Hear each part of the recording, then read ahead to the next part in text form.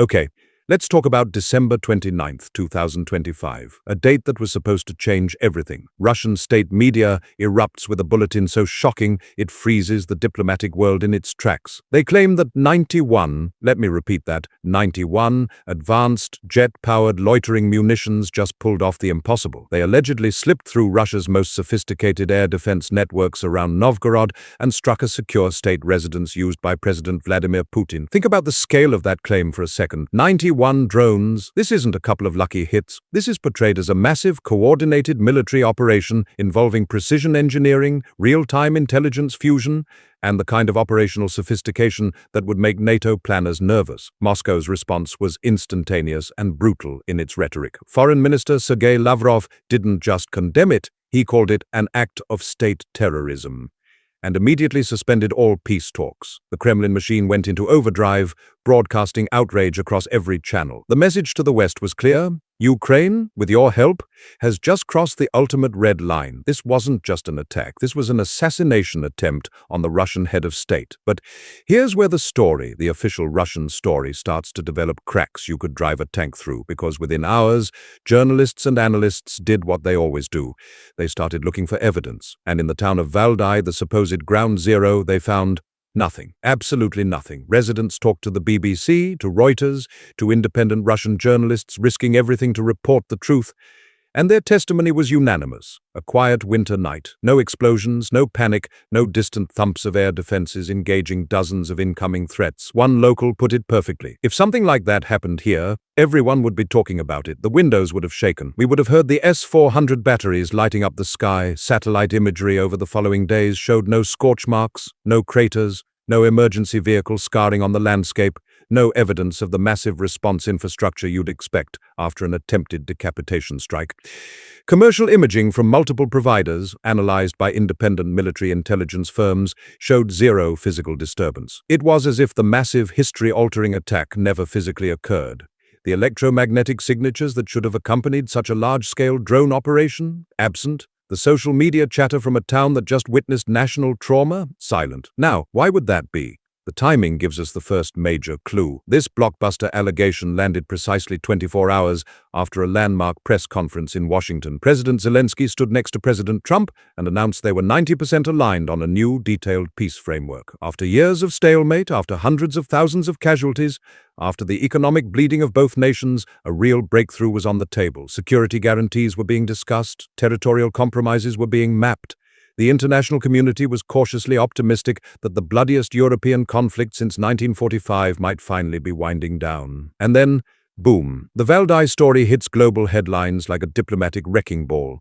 In intelligence circles, we have a term for this: reflexive control. It's the art of making your adversary react the way you want by shaping their perception of reality, by injecting a calculated fiction into the information bloodstream at precisely the moment it will cause maximum disruption. By presenting a catastrophic emotional trigger, an attack on the supreme leader, you force a reaction, you create domestic political pressure that makes compromise look like weakness. You derail processes that are disadvantageous to you. This wasn't necessarily about showing strength, it was about creating a crisis that demanded a specific, hardline response and reset the diplomatic chessboard back to a configuration Moscow preferred. As one NATO official later told me off the record, his voice heavy with exhaustion, the synchronization wasn't coincidental. It was the point. They needed to kill the peace talks, and they found the perfect lie to do it. So if the spectacular Valdai narrative was the loud distraction, the magician's flashy right hand waving theatrical smoke and fury, what was the left hand doing in the shadows? It was busy cutting the arteries of Western resolve, one invisible incision at a time. While the world's media was obsessed with dissecting a phantom strike in Novgorod, while diplomatic cables buzzed with outrage and condemnation, a very real, very physical war was escalating across the heart of Europe. Just days into January 2026, Polish Prime Minister Donald Tusk faced the cameras, his expression grim, not with speculation or political rhetoric, but with forensic proof. He revealed a sophisticated act of sabotage on a critical single-track rail line near Hrubieszów, a small Polish town most people had never heard of. Why does that name matter? Because that rusted, weathered piece of track was the main conduit for over 60% of heavy Western weaponry flowing into Ukraine. Abrams tanks rolled on those rails. Patriot missile launchers traveled that route. Artillery shells by the tens of thousands made that journey. This wasn't just infrastructure. This was the logistical lifeline of Ukrainian resistance. Investigators found military-grade C4 explosives placed with professional precision during a winter storm that provided perfect cover, timed to detonate under the weight of a fully loaded ammunition train. This was no amateur job, no opportunistic vandalism by local saboteurs. This was a state-sponsored surgical strike against the logistics backbone of NATO support, carried out by operatives who knew exactly what they were targeting and exactly when to strike for maximum impact. And it was just one data point in a terrifying new pattern spreading across the continent like a metastasizing cancer. A classified NATO assessment, later leaked to the Financial Times, detailed nearly 40 distinct sabotage operations across member states in a single 90-day window. The targets were strategic, chosen with brutal intelligence. A German LNG terminal crippled by a cyber-physical attack, cutting energy supplies to industrial regions and sending natural gas prices spiking. An arms depot in the Czech Republic targeted for arson, destroying stockpiles earmarked for Ukraine. Undersea communication cables in the Baltic mysteriously severed, disrupting military communications and civilian internet traffic simultaneously. Defense officials in Estonia and Latvia waking up to find their homes flagged, marked with cryptic symbols, a clear psychological threat from intelligence operatives who wanted them to know they'd been surveilled, mapped, categorized. This is the essence of 21st century hybrid warfare. It operates in the gray zone, that murky space below the threshold of open war, but far above peacetime norms. The goal isn't always a knockout blow, a Pearl Harbor moment that triggers Article 5 and brings NATO's full wrath. It's exhaustion. It's the death of 1,000 cuts.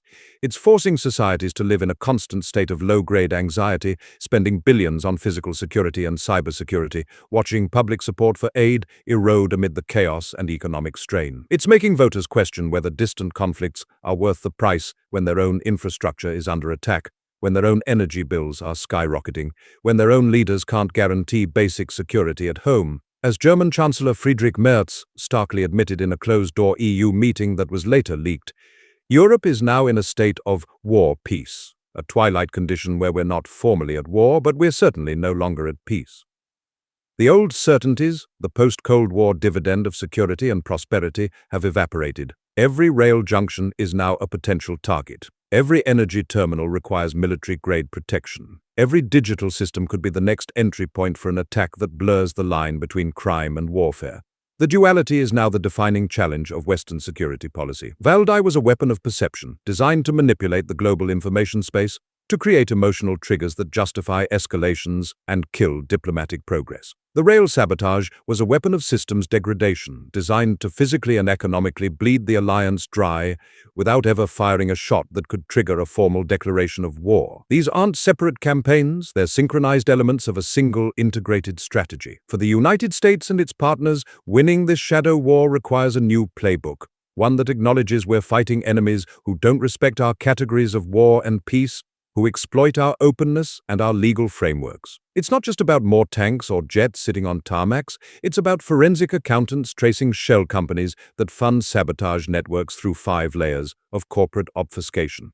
It's about engineers hardening every mile of critical rail and pipeline with redundancy, surveillance, and rapid response capabilities. It's about intelligence services penetrating these hybrid networks before they strike, not just reacting after the damage is done. It's about a unified, relentless media strategy that exposes disinformation campaigns before they take root in the public consciousness, that inoculates populations against manipulation. The battles of tomorrow are being fought today, not in dramatic drone swarms we can all see on video, not in tank columns rolling across open plains, but in the dark, on lonely rail lines where a silent explosion does more strategic damage than a loud headline ever could. And until we recognize that war itself has fundamentally changed, we'll keep fighting yesterday's conflicts while losing tomorrow's.